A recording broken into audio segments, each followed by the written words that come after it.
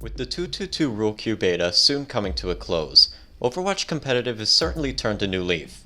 However, there is one big issue that the game still has. There are too many damage characters. 16 of them to be exact. The tank class has 8 heroes, while supports only have 7. I believe 5 characters from the damage role can be reworked to fit into other roles. These characters being Bastion, Mei, Torbjorn, Sombra, and Symmetra. Should these reworks actually happen, it would bring the damage class down to 11 heroes, the support class would be at 9 heroes, and the tank class would match the damage class with 11 heroes of their own. This will disperse the characters more evenly throughout all classes, and give a few more options while in a particular role. I will be excluding Symmetra from this video, since I've already done 3 rework concepts for her in the past. You can check them out by clicking the button in the top right or by checking the description. With the exception of Mei, these heroes are some of the least picked in the game. I had 2 main goals while creating these reworks, one being to change the role of a character, and the other being to keep core abilities from their original design, so players don't have to abandon their mains if reworked. As always, let me know if you think a concept is overpowered, underpowered, or just plain stupid in the comments below. Also keep in mind that numbers can always be changed, it's the principle that matters.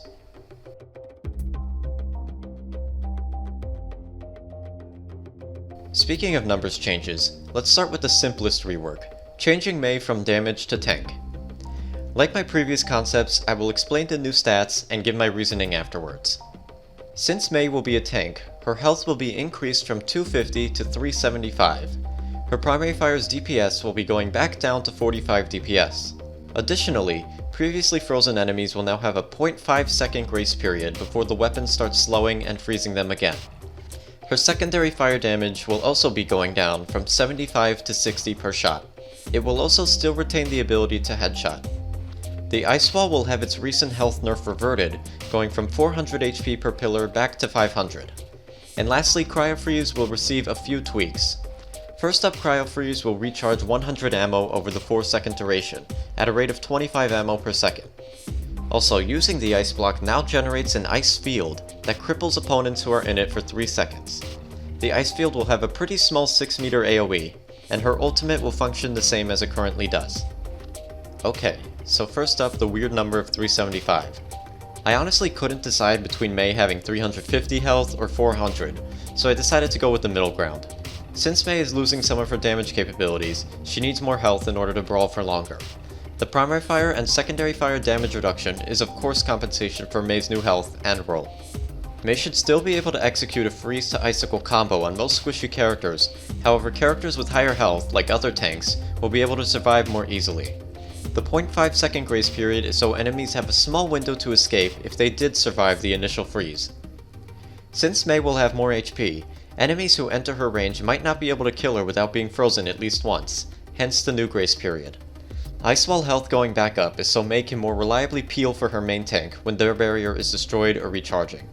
And lastly, the Ice Block. I've said it a million times, but the game needs counters to mobility without it being a stun. That's what a cripple is great for. If one is caught in a cripple effect, they cannot use their movement abilities for the duration. Currently, the only cripples we have in the game are Sigma and Zarya's ultimate abilities. Since the AoE is generated from the center, a Mei player with the new Ice Block can go aggressive for an early cripple at the cost of using her most valuable defensive option. Also, the ammo regen is just a quality of life that allows Mei to get a few more shots off after exiting an Ice Block. So what will tank Mei be able to do? Since she has the increased health, she will be a very good option if you wish to hold a point or secure a certain area. Her wall still has the capability to split teams as well. Because of the new cripple effect, Mei will also be a solid answer against high mobility heroes like Doomfist and Tracer. Ice Block if they engage, and they won't be able to escape for 3 seconds. Lastly, even though her damage is lower, Mei will still be super scary if a squishy is caught in a 1v1 with her. Of the heroes in these rework concepts, Mei is probably the one who needs it the least because she is already seeing good playtime right now for some of the reasons I listed earlier. Then again, when something becomes meta for 2 minutes, Blizzard is quick to shut it down. So instead of destroying Mei with potentially devastating nerfs, why not put her into a role that better suits her? Next up we have Bastion, arguably the most controversial hero in Overwatch. For this concept, he will be reworked into an off-tank. Let's begin. Bastion's new health will be 300 HP and 100 armor. The Ironclad passive will be removed. The Recon mode primary fire damage will be decreased from 20 to 15 damage per bullet. Self-repair's heal will be going down from 75 heals a second to 60 heals a second. The duration will also be brought down from 4 seconds to 3. Now for the most drastic of changes. Reconfigure will now have a 10-second cooldown. The time to enter Sentry mode will be reduced from 1 second to 0.7 seconds, and the time to re-enter Recon mode will go down from 0.5 to 0.3 seconds. Configuration Sentry will now last 4 seconds. The damage per bullet will be going down from 15 to 10. However, the spread decrease of 33% will now take place after 1 second of continuous fire instead of the current 2 seconds. Being a tank, Bastion needs a way to defend his team. Well, worry not. With Bastion's new ability Defense Drone, you can do just that. The Defense Drone is thrown much like an Immortality Field. Unlike an Immortality Field, this ability cannot be destroyed by enemies. Allies in the 8-meter AoE will take 25% less damage for 6 seconds. The Defense Drone will have a cooldown of 16 seconds. Much like Mei, Bastion's ultimate will not be changed. So Bastion is already the size of a tank in-game. His new health is to reflect that. Bastion's Recon mode weapon is in my opinion one of the best hit scan weapons to use, due to its relatively small spread. Because of its accuracy and Bastion's new role, the damage is being toned down slightly. Let's talk about the big one, Reconfigure having a cooldown and Bastion being limited to Sentry mode for 4 seconds. All of Bastion's current issues stem from Sentry mode. In lower ranks, people find it hard to deal with because of the insane damage output. And in higher ranks, people don't opt to use Bastion because he's stationary and takes too long to switch modes. The new Sentry mode will give Bastion players a moment of power, kinda similar to Overlord on Torbjorn. Since Bastion will have 400 HP, the damage output is being lowered. However, due to the ability lasting a short while, the spread decrease of Sentry mode will begin after 1 second of firing, allowing the ability to be used to its max potential right away. The time limit is to aid lower skilled players, and the decrease in swap time is to aid the higher skilled players, a best of both worlds. Bastion players will have to be very careful about using Sentry mode. If you pop it early and everyone runs away, then you will have wasted that vital cooldown. Lastly, let's talk about Bastion's actual tanking ability, and that's the Defense Drone. The range is a bit bigger than an Immortality Field, and it cannot be destroyed.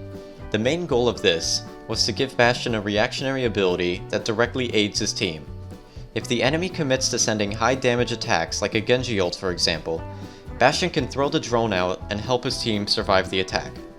The drone is also the biggest reason for removing the Ironclad passive, as stacking 45% damage resistance would be a nightmare to deal with. We've already seen what 35% looks like. Oh, and I almost forgot, but since Bastion has more health and easier access to damage resistance, I felt it was fair to lower the effectiveness of the self-heal. Lastly, I was contemplating on lowering the ultimate's damage, but I opted not to since I find it fairly difficult to use. Okay, so what will new Bastion excel at? Well, due to spending more time in Recon mode, I think Bastion will be a good pick for teams that want to stay at a mid-range. Bastion will still be an excellent pick if the enemy tanks are giving your team issues. Sentry mode may have a lower duration, but it should still be efficient at melting tanks. Lastly, the Defense Drone. Another thing I've been advocating for in Overwatch is more ways to counter ultimate spam. Currently, we only have Lucio and Zenyatta's ultimate to counter ult spam, both of which are easily countered in their own right. I don't count Baptiste's Immortality Field as a reliable counter, since it could be destroyed with ease by an Anode Genji for example. Bastion's Defense Drone will be a guaranteed way of attempting to survive an onslaught. I don't think it will 100% counter ultimate stacking, since many ultimates can shred through a team, even with damage resistance. But it could help to save a team in certain scenarios. And I guess you could also pick Bastion for the self-heal if you feel your healers aren't healing you enough.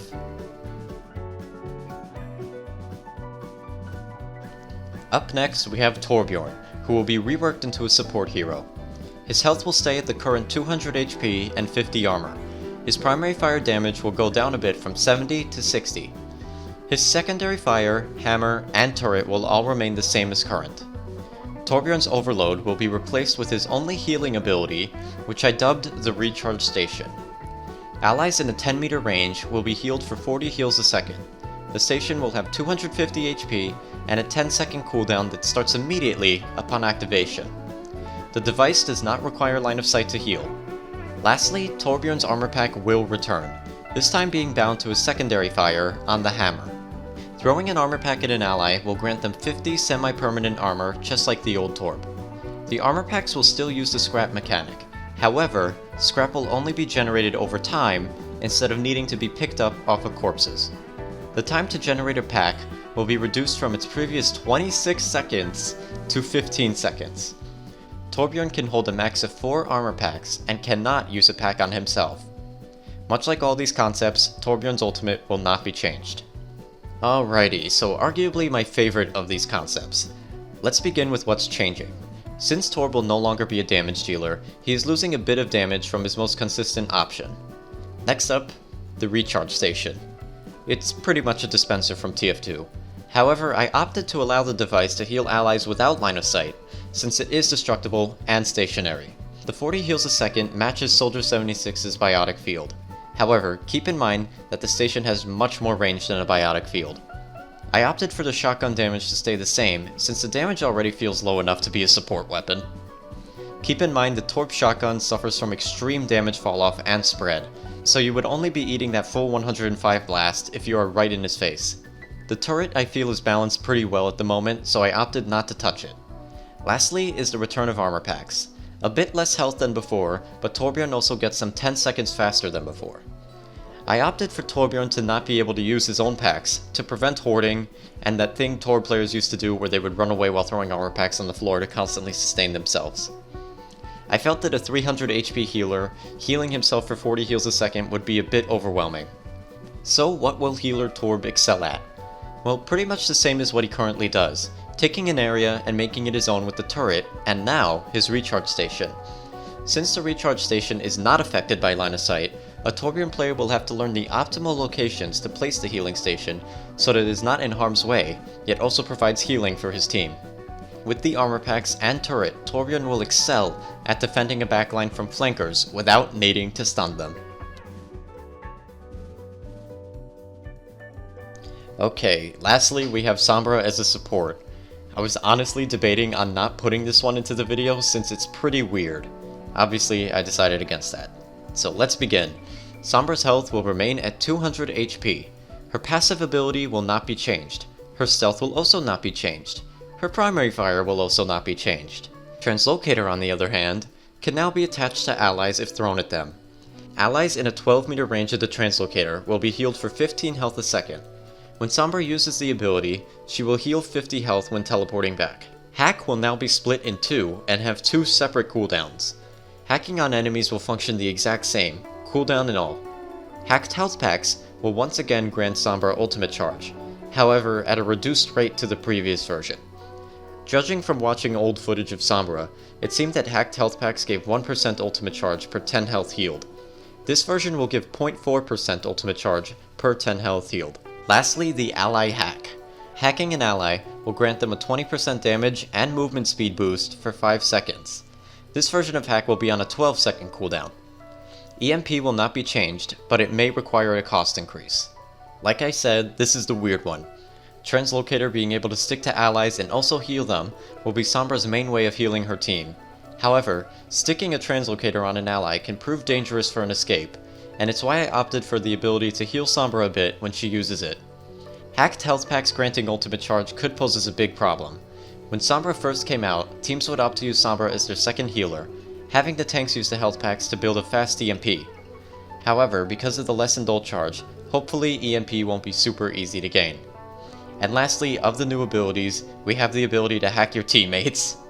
I went through so many ideas of what it should do. Originally, I was thinking boosting ult charge gained or reducing cooldowns, but ultimately I decided that granting a small damage and movement speed boost would be the most balanced. So what will the kooky new Sombra be good at? Well, since she can attach her Translocator to an ally, she could grant her team healing while she stealths in to try and hack an enemy. When near her team, Sombra can hack an ally to empower them. Honestly, yeah, while weird, there isn't much to say about this one. Sombra recently received some heavy nerfs relating to hack and EMP. She also has the lowest win rate in the game while also being one of the least picked. Maybe a rework is what she needs to be viable. Which rework concept was your favorite, and do you think any of these could work in the game? What seems broken, and what seems like trash? As always, leave a comment below and we could get a discussion going. I also have an Overwatch hero concept section in my Discord if you guys wish to see other concepts made by fellow viewers. I'm YellowNinja, and peace!